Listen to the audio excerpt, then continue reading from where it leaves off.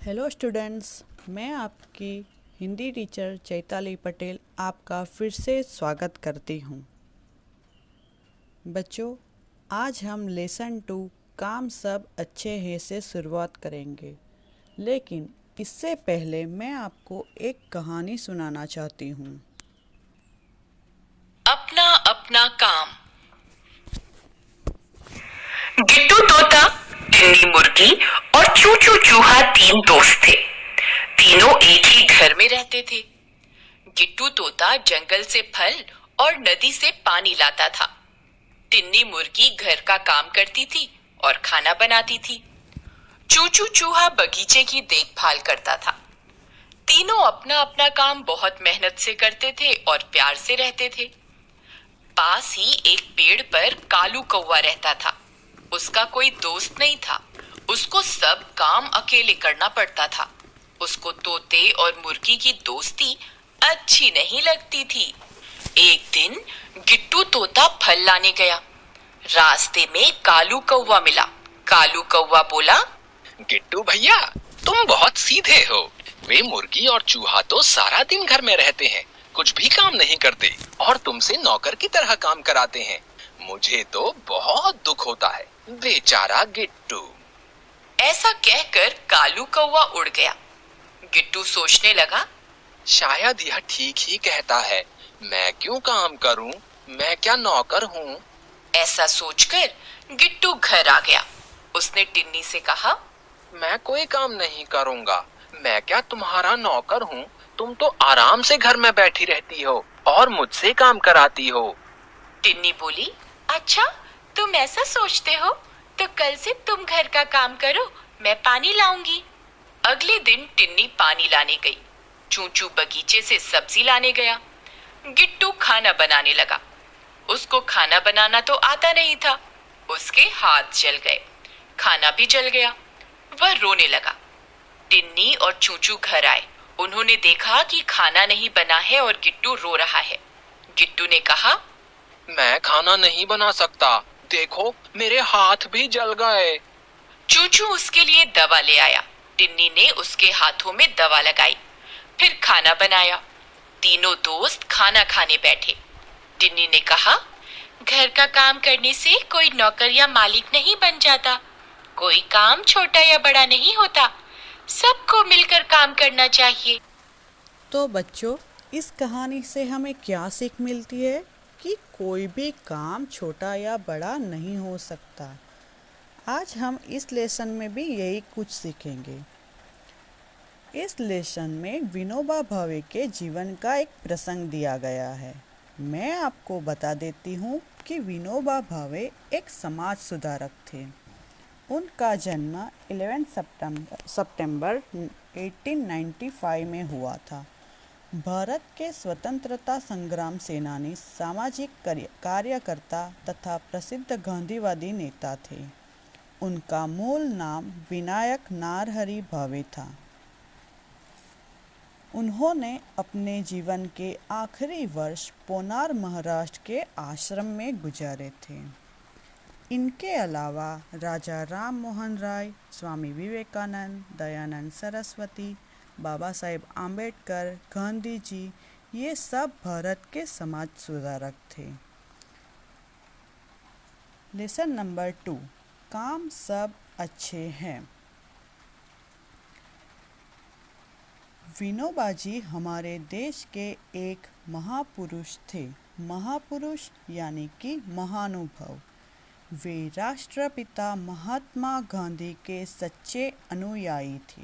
अनुयायी यानी कि वो गांधी जी का मानते थे, उनके फॉलोवर थे। वे गरीबों के सहायक थे। वे हमेशा गरीबों की मदद करते थे। उनका भूदान यज्ञ बहुत प्रसिद्ध था।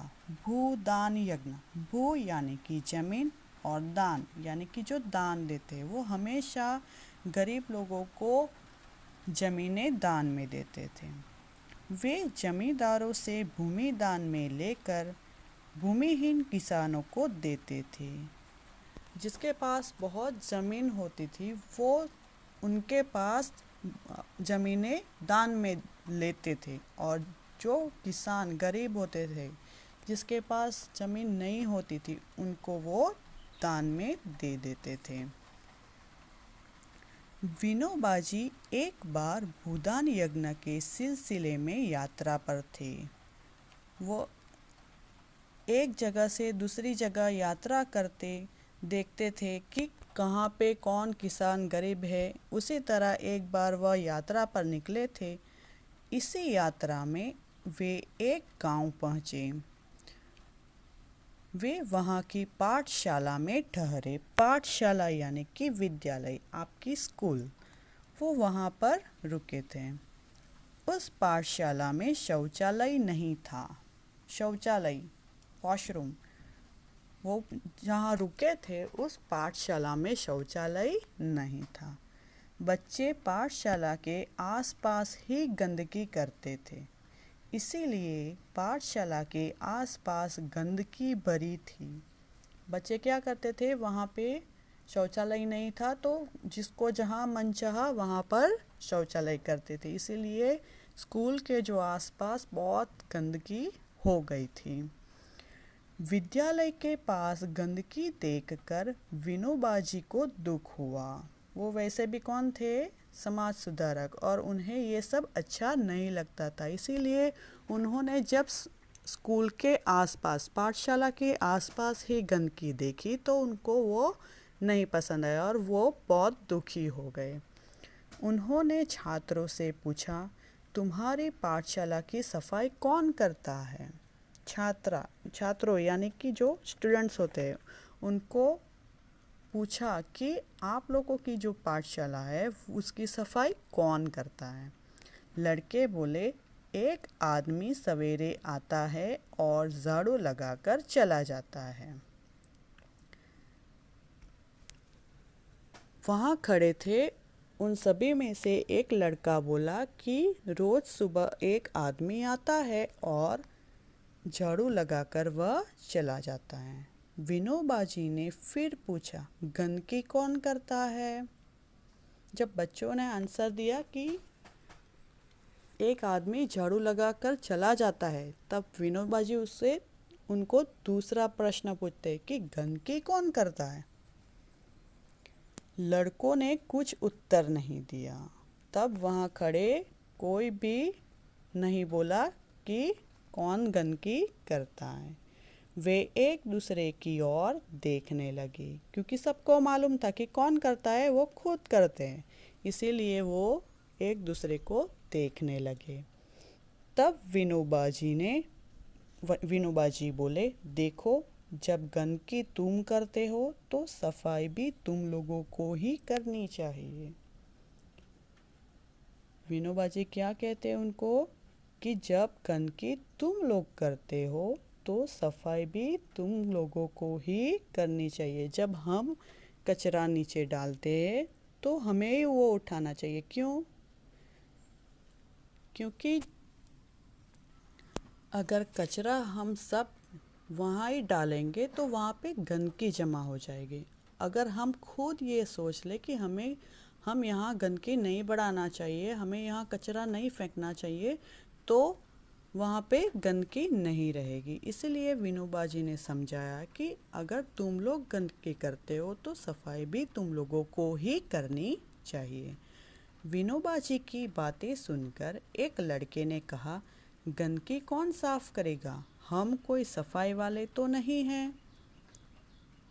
उस लड़के को लगा होगा कि जो काम करता है वो सफाई वाला होता है। क्या ऐसा होता है? नहीं। इसीलिए वो बोल पड़ा कि गंदगी कौन साफ करेगा?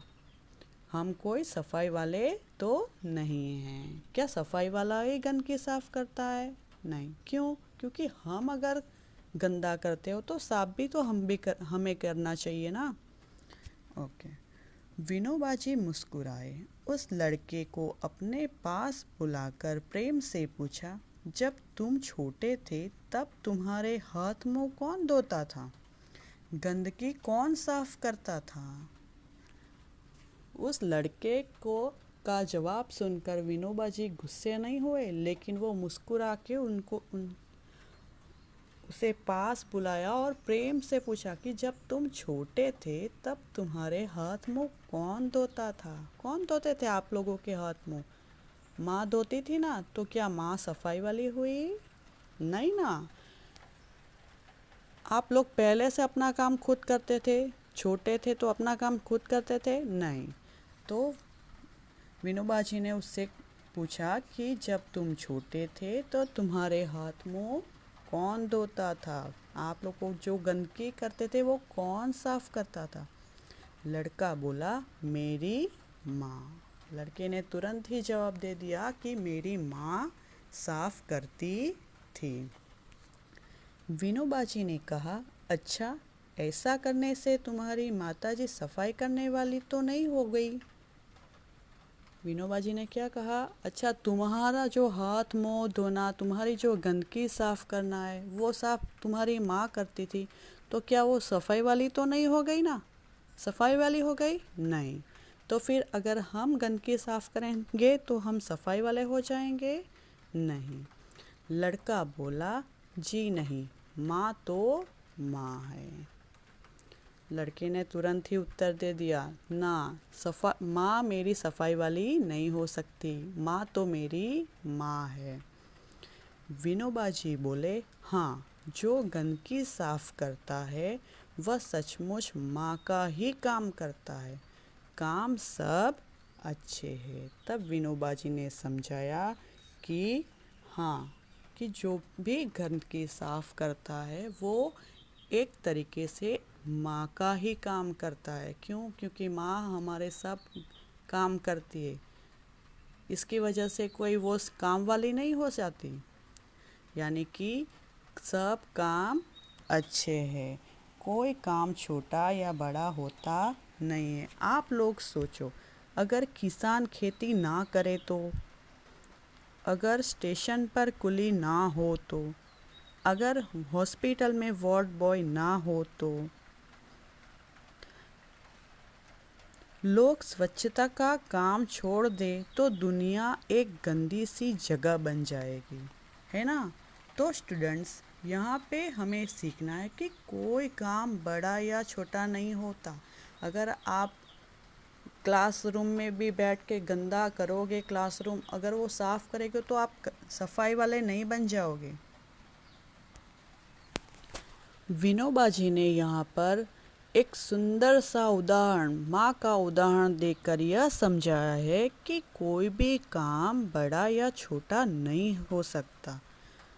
सोचो, दुनिया को सुंदर और खूबसूरत हमेशा उन्होंने बनाया है जिनके जीवन में कुछ भी सुंदर ना था, ना ही कुछ खूबसूरत था। और यहाँ पे एक और भी सीख मिलती है कि काम सब अच्छे हैं। बच्चों, काम यानी कि श्रम ही मनुष्य जीवन का सच्चा सौंदर्य है। जीवन में श्रम का अत्यधिक महत्व है। परिश्रमी व्यक्ति के लिए कोई कार्य कठिन नहीं और परिश्रम का दूसरा नाम ही सफलता है। तो हमेशा हमें भी परिश्रम करते रहना चाहिए। आप भी खूब मेहनत करोगे तो एग्ज़ाम में अच्छे से मार्क ला पाओगे। और हमेशा याद रखना कि अगर हमें कोई भी काम करना पड़े लेकिन पीछे नहीं हटना है। कभी ये नहीं समझना है कि ये काम छोटा है, ये काम बड़ा है, अगर मैं ये करूँगा तो मुझे ये कहेंगे। नो, हम कुछ भी काम करें दिल से करें, अच्छे से करें। Thank you.